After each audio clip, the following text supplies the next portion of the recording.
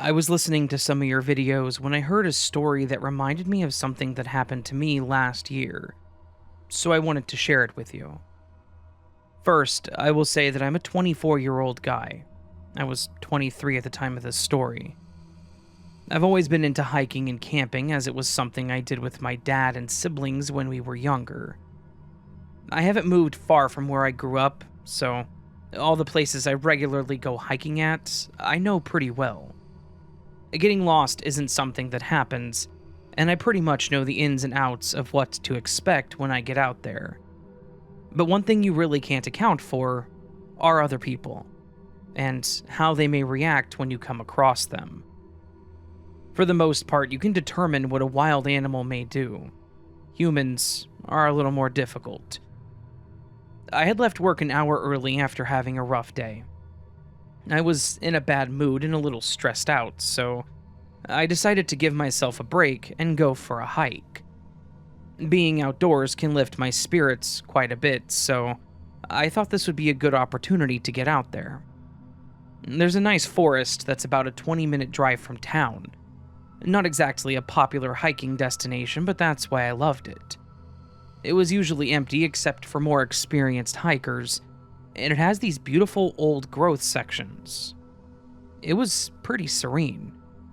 By the time I got home, changed, grabbed my gear, and drove to the forest, it was around 4 p.m. I also wanted to point out that when I arrived, my car was the only one in the little gravel parking lot.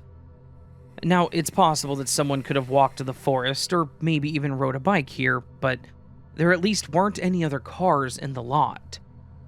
Having walked it plenty of times before, I knew that I would get through it with a little sunlight left. It was late October, which was also my favorite time to walk through there. It was a little cooler, but not too bad, and the leaves changing colors were perfect for taking pictures, which I've also enjoyed.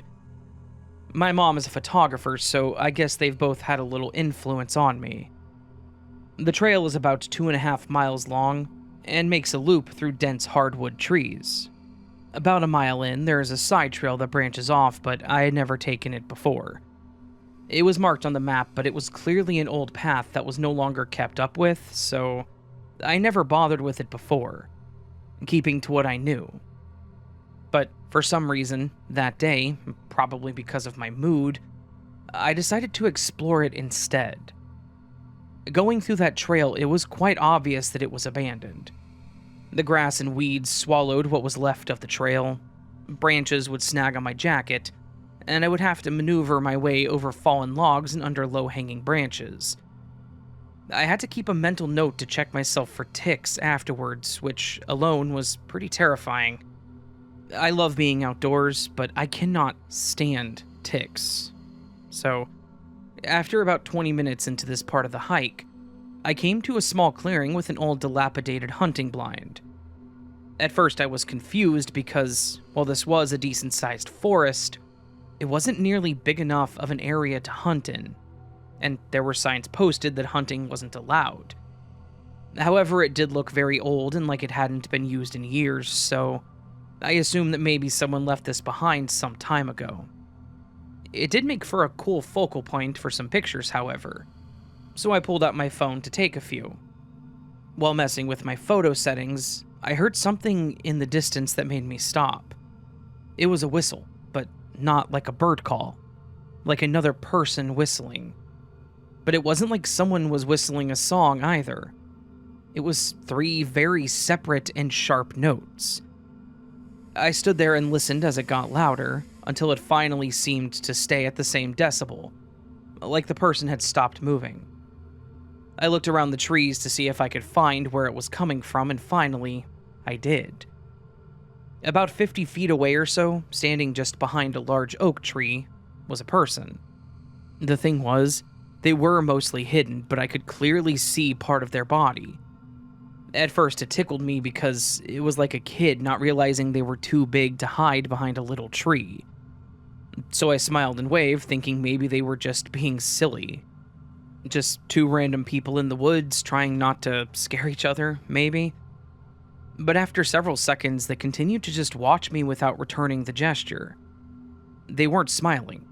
They didn't wave, they didn't speak, just continued to stare.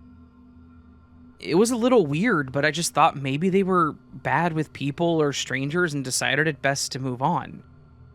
So I took one more photo of the tree line with the sky, trying to, I guess, show them what I was doing there. Then I put my phone away and started walking. I only walked maybe 10 yards when I heard the whistle again, the same 3 notes. But it didn't sound like it was further away like you would expect. Curious, I turned around and that person was still there. But now they were behind a different tree, maybe 40 feet away. They were keeping pace with me, but still staying just out of clear view. Were they doing that on purpose, maybe? Trying to obscure part of themselves, maybe so I couldn't make out what they looked like? From what I could see, a bulky red jacket with the hood up and dark pants, I couldn't even make out if they looked more masculine or feminine. Still, it was weird to me, so I turned back around trying to act normal and continued walking. Then I heard the whistling again and I glanced back. Again, they were not only keeping up with me, but were getting closer. Finally, I turned back around to get a better look at them, and I think I saw some facial stubbles, so I assumed they were more masculine. Still, they were clearly following me at this point and only whistling, so I thought I should ask if they were okay or if they needed help. Maybe the whistling was some kind of signal that was lost on me. But they didn't respond, just continued to stare. I looked back once more and saw that they were maybe just a few feet away behind a tree, and my heart was racing at this point. I didn't want to know what could happen if they reached me, so I turned back to continue walking, and after a few steps, I bolted. But I could clearly hear the footsteps on fallen leaves behind me, going just as fast. Now they were chasing me, and I was freaking out. I ran without looking back, trying to follow the trail as best I could.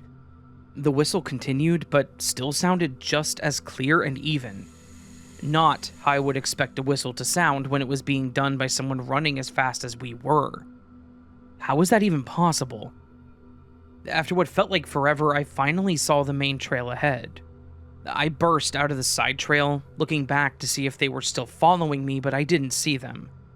They weren't there, not even peeking out from behind a tree. But I wasn't going to take any chances, so I started jogging to get out of there, when I heard the whistle one more time. At this point, it sounded like it was back to about 40 feet behind me. I was not going to risk it, especially since I couldn't even see the person anymore, so I ran again, and didn't stop until I got to my car. I was shaking and out of breath. I got in and locked my doors. What the hell even was that? I had never experienced anything like that before. Not in those woods, or anywhere else, for that matter. I wish I was good at music to share what the whistle was, because it was just as unsettling hearing it so many times.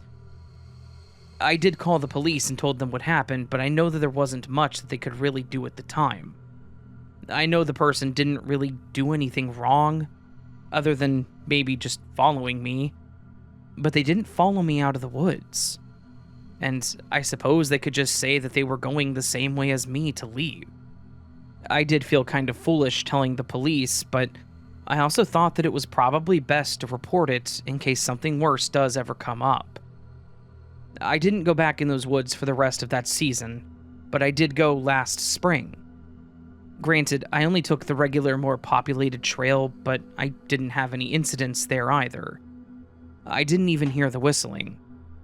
So, while I wish I hadn't experienced that at all, I hope that I was the only one, and that person got a good laugh out of my fear. But also, I hope I never run into them again.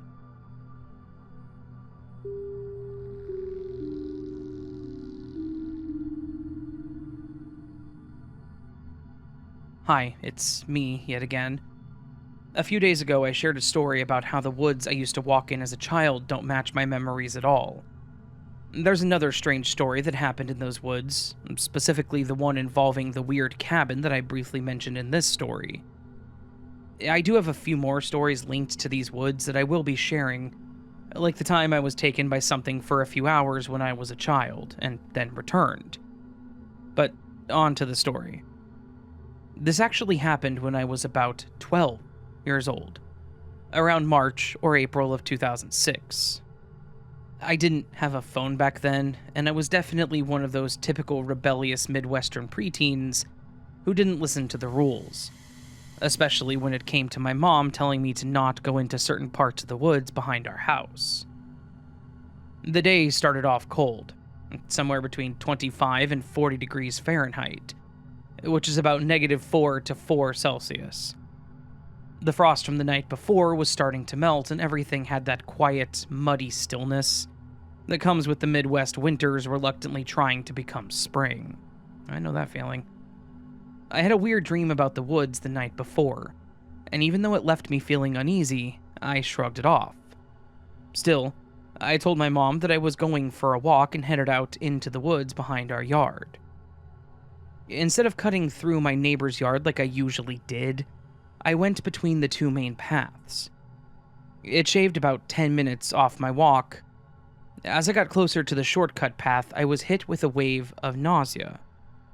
I paused, ate one of the granola bars that I had packed, and stayed in that area for about 20 minutes. Something just felt wrong, but I pushed it aside and kept walking. Eventually, I got close enough to see the old cabin, though I was far enough away that anyone standing by it would not have seen me. That is when I spotted them, a man and a woman. The man looked really upset, and the woman was sobbing. She didn't seem to notice the man or me. She was wearing a black dress, not obviously old-fashioned, but definitely not modern either, and a bonnet. We had an Amish community nearby, so I assumed that maybe she was just Amish. The man looked to be around my age, maybe a little older, and definitely not Amish. I backed up along the path to stay close to my family's side of the woods, somewhere I could run from if I needed to. One thing stuck with me. Even though this boy looked my age, I didn't recognize him at all. I grew up in a tiny town in rural Illinois, and you always knew who everyone was, or at least who their cousins were. He stormed off in the direction of the creek, but he disappeared from sight way faster than he should have. That is when I saw something new. A creature that looked kind of like a coyote, but its fur was a dark grayish black. Nothing like the usual tan colors we see in the Midwest. We don't have wolves in our region. At least, we shouldn't. Then the woman let out this awful scream. It wasn't fully human. It sounded like something between a scream and an animal's cry, like something was changing. Suddenly, there was a loud crash. I looked over the hill and saw that the old shed had collapsed right where the woman had been standing. I ran closer just long enough to see a deformed, humanoid-looking arm poking out from under the rubble. The dress was the same. I turned and speed-walked straight back home. I didn't tell my parents everything, not the shapeshifter part. Just that I thought I saw someone get crushed when the shed collapsed. My mom scolded me first, saying that we told you not to go out there, and then went off about breaking rules again, and then she called our neighbors. Kyle and his wife Patricia, our neighbors, actually went out there to check. They confirmed that the shed had collapsed, but they didn't find anybody. Still, they seemed really uneasy. After that, they made it clear that I wasn't allowed to go into the woods alone anymore. They specifically told me not to go out there before noon or stay out past 2:45.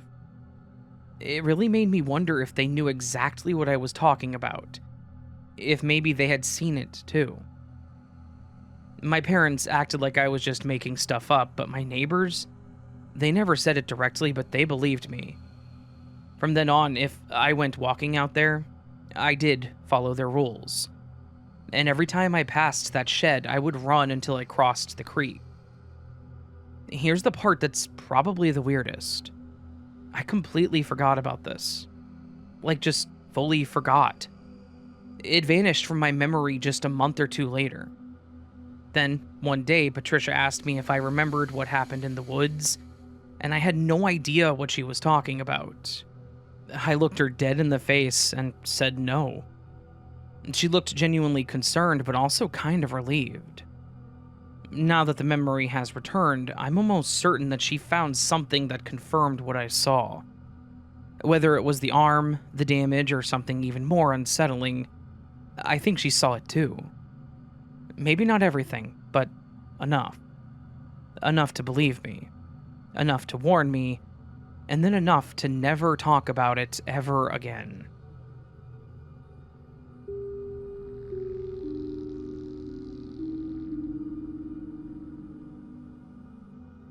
Hey, Raven. I hope this counts as a scary story. At least I was pretty nervous when this happened.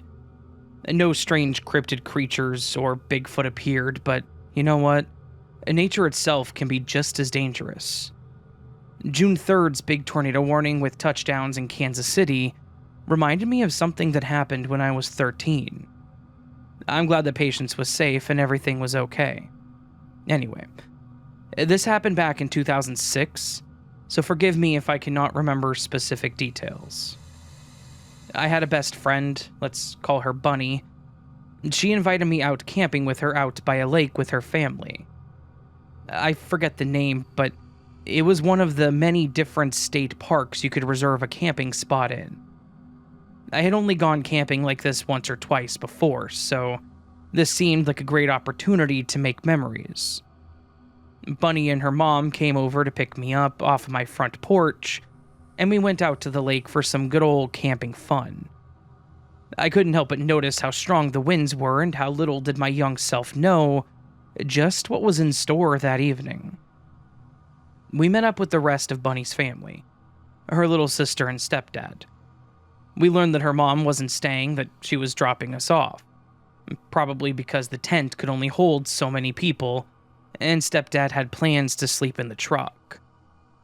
As it was evening and still bright out, Bunny talked me into changing into my bathing suit, and we went swimming in the lake itself while her stepdad and little sister tried pitching the tent. They chose a high point on a hill with a tree nearby, and the wind was restless. Let me tell you, that water was cold. I tried to enjoy myself, but I was an anxious kid. I was hugging myself the whole time, scared of developing hypothermia, while Bunny hadn't a care in the world. I was happy for her, though. Small detail added here. During our swim, I stepped on something sharp, and it broke off into my foot. We couldn't figure out what it was, but something had bit into me.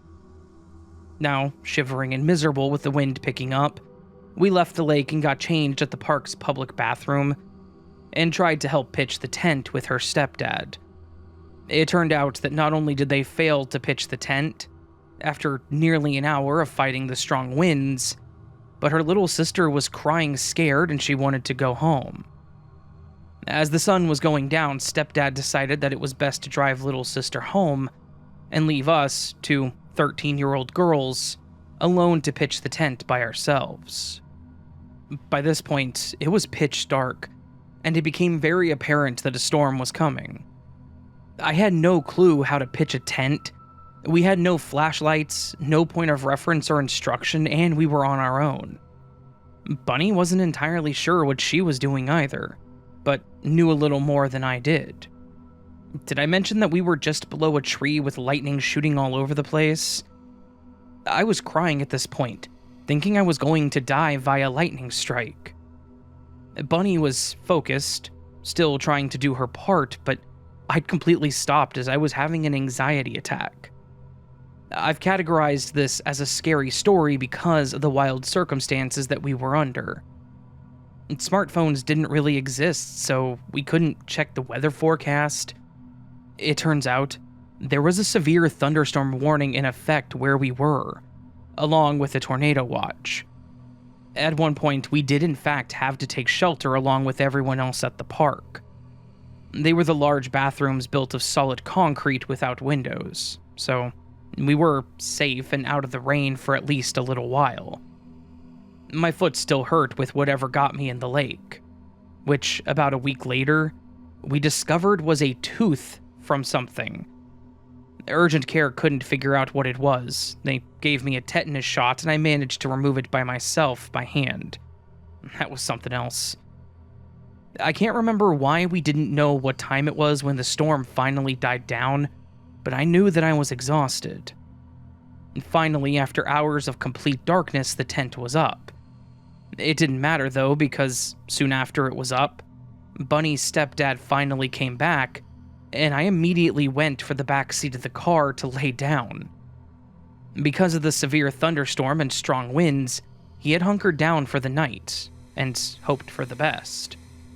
He fed us McDonald's, helped us put down the tent that we just put up, and we went home. As an adult, looking back, I can't help but to think, what the hell was anyone thinking?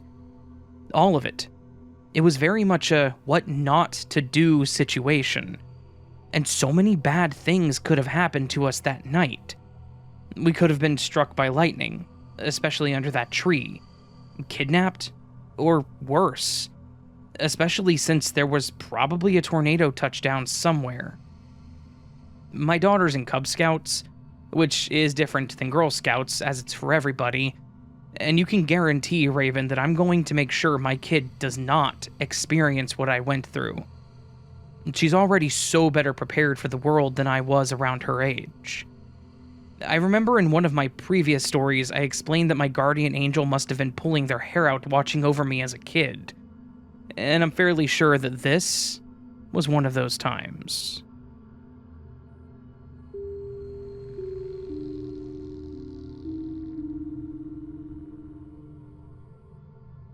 Okay, for starters, this happened when I was around 4 years old.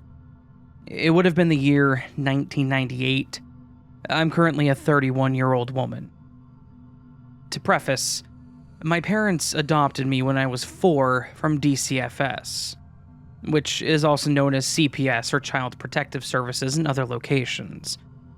This occurred in Illinois, and we will call it DCFS, or Department of Child and Family Services. I find this part important because this didn't happen until after the adoption was official, and I wasn't just a foster kid anymore. Legally, I was their kid. I suppose this story might be slightly triggering to some because there is mention of parental neglect. They genuinely didn't notice or care that I was missing for a few hours. My family is especially crappy, and didn't really plan on keeping me, so please don't hold the contents of this story against all adoptive families. This is not an accurate representation of all of them. So, as I mentioned, I had been officially adopted, and we had a woods in our backyards. In the 90s, at least in my hometown, it wasn't unheard of for parents to let their children wander off to visit friends down the road or hang out in the backyard without them. If you've heard the stories I've submitted about the haunted arrowhead I found in the woods, the shapeshifter situation, or the potential stable portal in the woods that I couldn't always find, you'll know that the woods in my backyard are very weird. They're never malicious toward me exactly, except for this one time in particular. I'm not even sure if I could consider it malicious, or if it was just a spirit saying, hey, don't leave your child unattended to my parents. I was playing in the sandbox. We had the one that was shaped like a turtle, and peak 90s nostalgia there. I saw this cute little puppy sitting by my cat, Min Min the First, near the entrance to the woods. I walked over to it and tried to pet it, but it started walking into the woods, and so did my cat. Me being me, a 4-year-old who just wanted to pet the puppy, I followed it. It stayed about a foot in front of me at all times. Eventually, we got to a clearing with a half circle of tree stumps that could be used as chairs, and a fire pit in the middle. We didn't have anything like this anywhere in the woods. Eventually, I got the puppy to come to me, and I was so happy. Then I realized I had absolutely no idea how to get back. Nothing looked familiar, I would walk the trails with my parents sometimes, so I had a pretty good idea of where they went and how they looked. And this area matched none of the ones I was familiar with. I was about to wander off again, but the puppies started barking at me, so I came back to sit down. Eventually, I was joined by 3 to 5 people who I can't remember much about. One of them seemed to be a young boy, about 12 years old. There was another little girl who I didn't recognize, and to be honest, we didn't hit it off at all. She was kind of rude. There were 3 adult people, but I can't remember any of their details. I just know, intuitively, I could tell that they were safe people. They seemed extremely upset and confused about how I got there and why my parents hadn't come looking for me yet. I had been out there for about an hour and 15 minutes at this point. I had given them my address so they could help me get home. They told me to please wait there with them for a little longer, and if my parents didn't come looking for me in another hour, they would contact their friend who had a walkie-talkie to come with a map so they could take me home. I stayed there overnight. I was fighting the urge to sleep because I didn't know these people. The 12-year-old boy told me to get some rest because these were his parents, and he knew they wouldn't do anything. I didn't particularly trust him, so I fought sleep until midnight, until my body just gave into it. In the morning, I was still there. The boy's parents seemed extremely upset that I was still there, and expressed that they needed to move on in about 3 more days to a different camping spot. Their walkie-talkie friend seemed to have an incredibly hard time finding us as well. It was almost like we had all entered a dimensional tear between one timeline and another. Eventually, I ended up taking another nap, only to be woken up about an hour later because their friend had arrived. It seems that he found the map. I had been there for about 36 hours at this point, so there was no way that my parents hadn't noticed I was missing. I expressed to them seriously that they should just keep me at this point because clearly my family didn't want me. And they said, "Oh, sweetie, of course they want you." But one of them seemed to have doubts about this, and just kept it to themselves. They said I was a lovely girl, but they would be in a lot of trouble if they kept me. So, they would take me back, but keep looking out for me in the future.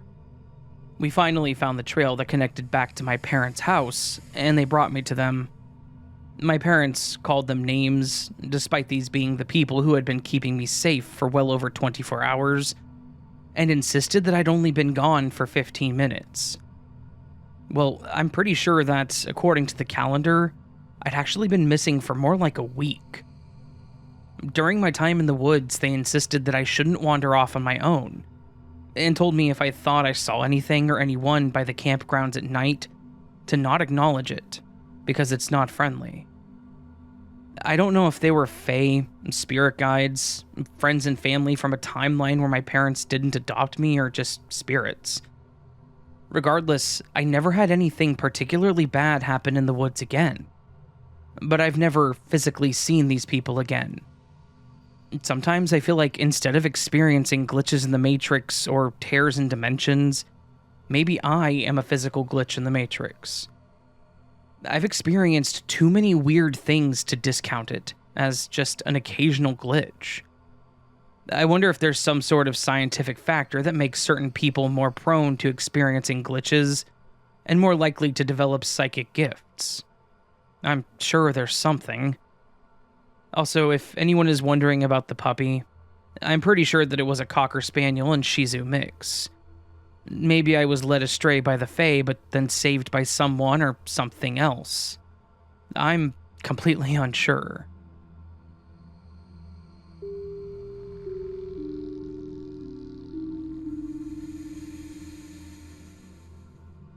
I want to share a story that happened to my brother's friends a few years ago. They're independent filmmakers who often explore remote areas looking for unique shooting locations. One such trip turned into something they never talk about now, not without lowering their voices or quickly changing the topic. It began like any other location scouting trip. A small group of them drove out towards the outskirts of our small town, looking for natural backdrops like forests, streams, anything untouched. One of them had heard from a local about a lesser-known trail that supposedly led to a waterfall hidden deep within the woods. It wasn't marked on any map. They parked near the edge of the dirt road, packed light, and began walking. The trail was narrow and wide, with thorny bushes and towering trees that blocked most of the light. It extended about 4 kilometers, peaceful but unsettling in silence. There were no birds, no rustling leaves, and not even really the sound of the wind. Just the crunch of their footsteps on dry soil. When they finally reached the end, what they saw took their breath away. A beautiful, untouched waterfall emerged from a cliff, cascading into a pool that shimmered in the scattering sunlight. It didn't feel real. The area was surrounded by black stone, moss, and vines. It was eerily quiet, yet somehow calming, like it had been waiting for them.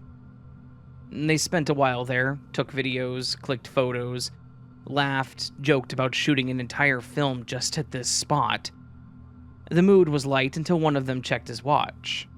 It was nearly 5:15 p.m., and in the forest after 5, everything changes. The light dimmed unnaturally fast. Not like sunset, more like someone had drawn a grayish-blue curtain across the sky. The air felt denser, heavier, like breathing through a wet cloth. They decided to head back immediately, but as they turned to leave, they heard something. Something that sounded like whispers. At first it was faint, like distant murmurs carried by the wind, but then they started to grow sharper. Too sharp. Words that were foreign, low, repetitive, floating just on the edge of their hearing. They stopped, thinking that they were people nearby. They called out. No answer. Then one of them turned to glance back at the waterfall and froze. At the far end of the clearing, barely visible through the mist, stood a tall figure. Extremely tall. Too tall. Its body was covered in what looked like dark, matted hair. It didn't move and didn't flinch, it just stood there hunched slightly forward, watching. Its eyes were a dull, pale yellow and sunken. They didn't glow, but they stood out, like they didn't belong in the frame of its body. And the whispers, they weren't really echoing around them anymore. They were inside their heads. Each one of them later described hearing different things. One heard his father's voice calling his name calmly. Another heard soft humming like a lullaby. Another said they heard a child giggling, but all of them, every single one, felt the same thing. They were being told to stay. Their instincts kicked in. They didn't speak and didn't think, they just ran.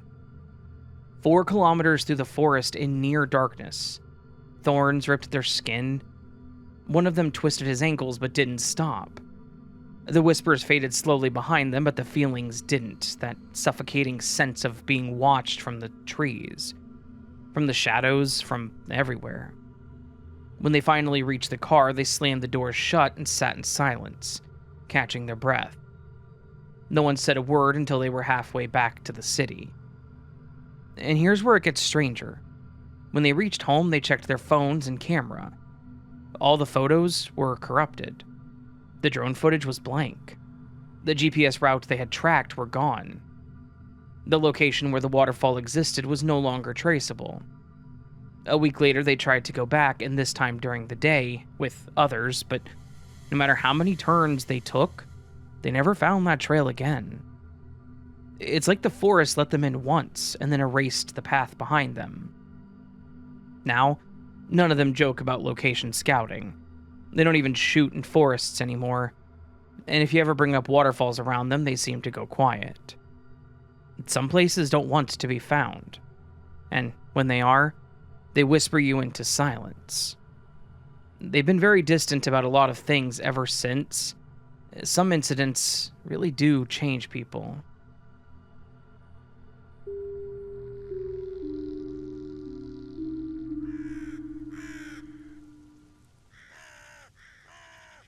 So, you made it to the end of the video. You know what that means, right? That means that you enjoyed the video so much you got to the end. So, Since you've done that, please consider hitting that like button on the video, showing the YouTube system that you enjoyed it. Please also consider subscribing to the channel if you're new and liked what you heard and haven't subscribed yet. You can also leave a comment with your favorite story, which one you thought was the scariest if that helps, or which one you really wouldn't want happening to you. Is also another way to look at it. You can join the Patreon or the memberships to get early access to content like this, listen to the podcast in longer formats and other platforms like Spotify, and send in your stories to the channel if you want to hear them right on the show. And all that information is on astheravendreams.com. Scroll down, you'll find all the info that you need right there. All that said, my friends, I hope you have a beautiful day, beautiful week, and hope I see you again here soon. But until then, remember, you are loved, you are valid, you are important, you are the best that you can be. Don't forget it. Until next time, much love, and sleep well.